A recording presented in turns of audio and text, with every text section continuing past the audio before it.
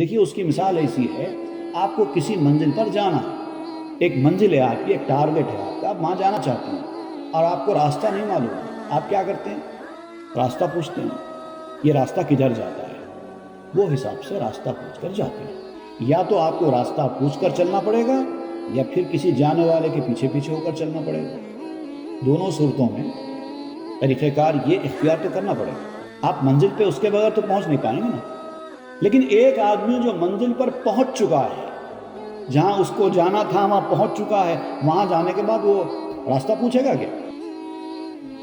بالکل یہی حال ہے، جو اللہ کا وصل حاصل کر چکا ہے وہ راستہ پوچھنے والا ہوتا ہی نہیں ہے۔